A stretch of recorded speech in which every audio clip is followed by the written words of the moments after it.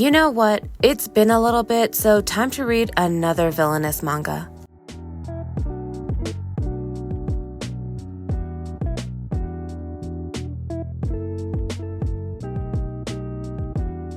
I never get tired of these. No matter how many I read, no matter how many times I see the same story, I am still going to eat it up. It might be a bad one and give me some indigestion, but I'm still going to ask for seconds. Really, I might need some help. Honestly, I saw a comment once that said the Villainess light novels, manga, and manhwa are just basically a different version of the Harley Quinn novels, or really the historical romance novels, and you know what? Fair, probably not far off. Anyway, this Villainess manga, oh my gosh, I have been eyeing this one for a while. It is called The Condemned Villainess Goes Back in Time and Aims to Become the Ultimate Villain. This is still an ongoing series with 16 chapters, 2 volumes currently available for purchase, and an ongoing light novel with around 5 volumes, 3 of which are available for purchase. In terms of a villainous story, there are certainly things that this series did that I enjoyed, but still had elements that I felt weakened the plot a bit. I've said this before, I am not a huge fan of villainous stories that are academy-based, and this is one of those stories. To be fair to this, I don't think the academy setting is that bad in this one. I'm still not that interested in it, but it is better than others I've read. Before I get into all of that, just a quick overview of the plot. This is a regression villainous story. The main character dies and returns to her past self. In her first life, she was a spoiled person, easily manipulated, which allowed her half-sister to make claims against her, resulting in her banishment. I do like this character a lot. I think she has a good personality, and the manga set up her drastic personality change well, having her return to the moment of her mother's funeral, giving reason for her suddenly becoming such a different person. Now, she is not the smartest. Her half-sister is certainly not smart. Honestly, thinking about it more, the female characters in this are really not that intelligent. Mostly, they're good at manipulation. However, when dealing with her sister, the main character still needs the help of her brother and the prince to deal with these issues fully. Now, before I go into detail about what I liked and didn't like about the story, I'll briefly mention what some could have issues with. Now, I know this is a big one because there are other series that do this and people are not happy about it, but the love interest is the same prince that in her first life sent her away and married her sister instead. I know keeping the love interest the same character that wronged the main character in the first life is not something many enjoy, so just know that before reading this if that is something you hate.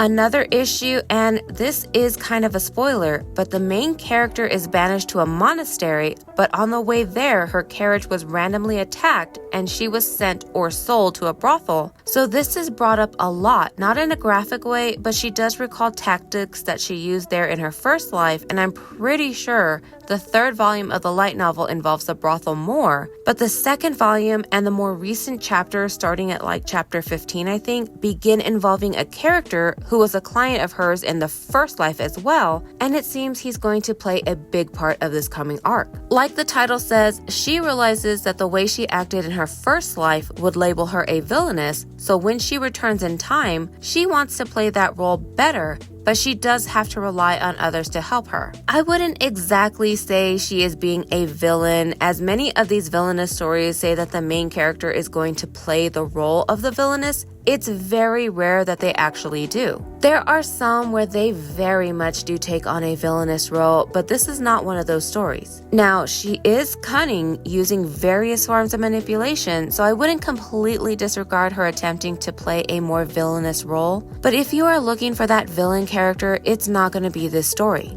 As I've said, she does have to rely on help from others, and this is actually something that I liked. Some spoilers here, but she did very well changing her image, and something I very much appreciated is that this was not a story where the quote-unquote nice half-sister comes in and now everyone is questioning, oh, maybe the main character actually did do those terrible things the sister is claiming. No, they did not even question it. The first time an incident happens, the main character's brother shows up, pulls her away, and asks her for the details and does not do the whole questioning and accusing thing, to be fair. He knows who his sister is, what she is like, and he trusts her. This does somewhat happen with the male lead as well, but because he is the prince, he does have to play sides and be fair. Now, these two characters are not engaged, and she is just a fiancé candidate, so the prince does technically have to keep his distance and be fair to the other candidates and potential candidates methods as well. Even so, he sees that the sister is just lying constantly and doesn't fall for the tricks, which was refreshing. Just a quick overview of the setup. I will run through the first chapter, so spoilers from here if you'd like to avoid those. I'll also talk about more issues I had that contain spoilers from later chapters after, so just be aware. Anyway, this starts off showing the condemnation event where the prince calls off the engagement, and this is where the main character realizes she is playing into her half-sister's plans. The main character is then sent off to the monastery, but on the way there, her carriage was randomly attacked and she was sent or sold to a brothel. Telling her story to someone she ends up considering her mentor, she realizes that with her attitude that she had, she was playing more the villainess in her sister's life. Wanting to not be tricked again, she asked to be trained while at the brothel, and years later her mentor dies, with her following not long after. She of course is sent back in time and begins her new life, changing what she can. Now, I don't think anything is wrong with this, but the big conflict of her first life, that being her sister, moved pretty fast. By chapter 13 or 14, everything with that has been resolved and her sister sent to the monastery. I haven't read the light novels. I am tempted, but I feel like that's not done with, but I guess we'll see. Her sister was certainly something, very much had those crazy eyes most of the time that she was depicted. Like I said, she wasn't smart either. She kept making these huge claims that were easily disproven, but she was also working off of the outdated knowledge given to her by her father that the main character was selfish and terribly behaved, so she just expected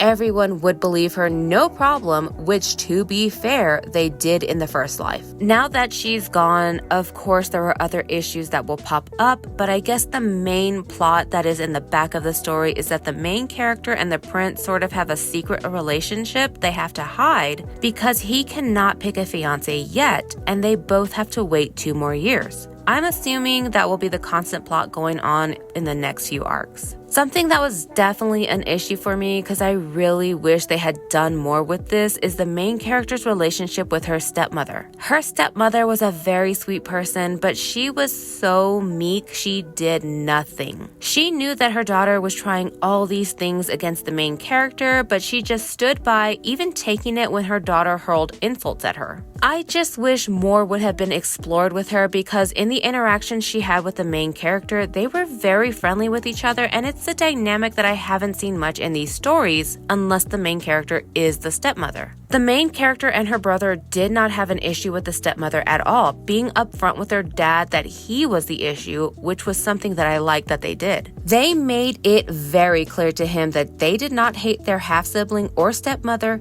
He was the problem because he's the one who did it. There are certainly some more issues here and there, but nothing that really makes or breaks the story. Overall, I thought the story was just fine. I do wish that it had not taken place at the academy. I personally do not think it would have changed the story at all to not have it there. The only true school thing that happened was planning a festival, but that was not crucial. Would I recommend it? Of course. I think it's a nice villainous story. If you love the genre, I think you'll enjoy this as well. Just of course, mind the potential issues that could be upsetting that I mentioned earlier. Anyway, do the things if you feel like it, like, comment, subscribe, or not. My name is Bean. I mostly talk about manga, anime, and manhwa, but sometimes I'll do other stuff. Check the description for links to this model and any other items I've used in this video. Always feel free to leave me recommendations, of course. Okay, bye.